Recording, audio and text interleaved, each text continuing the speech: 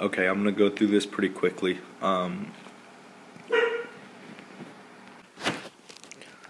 So stop it and write it down if you need to on the index card. If you didn't get one on Friday, I'll give you one on Monday. But when you're factoring, start by getting everything on one side and equal to 0 if it's an equation. Then when you start to factor, remember to always check for a GCF first. Then you can check for your special cases, the difference of squares, or perfect square trinomials. Remember, if they're perfect squares on both sides, the constant and the x squared term. And then you can go to factoring. If the a is equal to 1, you can use the easy method. If the a is not equal to 1, you have to use either the AC method or T-chart or however you factor. But you got to use some kind of method if the a is not equal to 1. Remember, if the question is just asking to factor the expression and it's not an equation, your answer should be in parentheses. Now there could be a GCF out in front. If the question is to solve by factoring, you get your parentheses equals 0 and you set each parentheses equal to 0 and solve. Your answer should be x equals something. Okay, I'm going to go to the next page, so if you need this page still, pause it and write it down.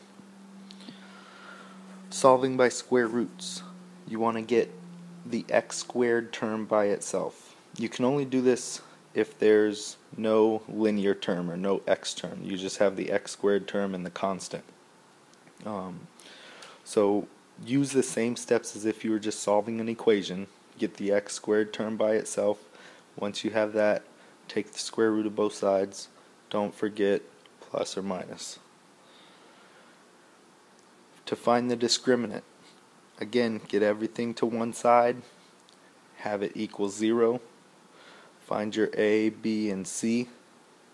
Make sure it's in the right order. It should be the x squared term first, then the x term, then the constant.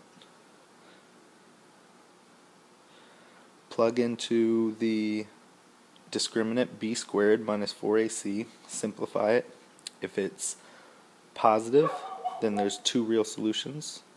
If it's negative, there's no real solutions.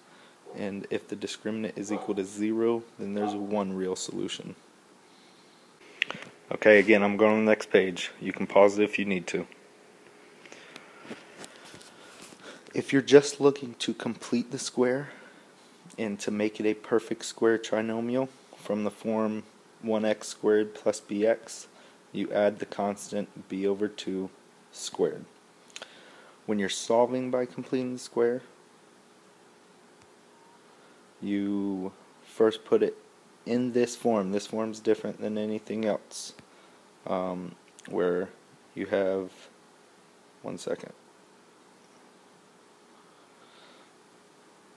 you have ax squared plus bx equals c.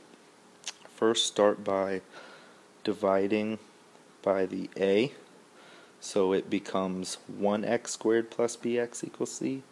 Then you can make it a perfect square trinomial by adding the b over 2 squared, but you got to do it to both sides. Okay.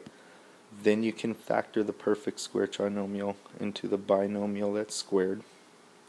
Now, remember, if the directions tell you to start by factoring the perfect square trinomial, the left side is already a perfect square trinomial, start right there.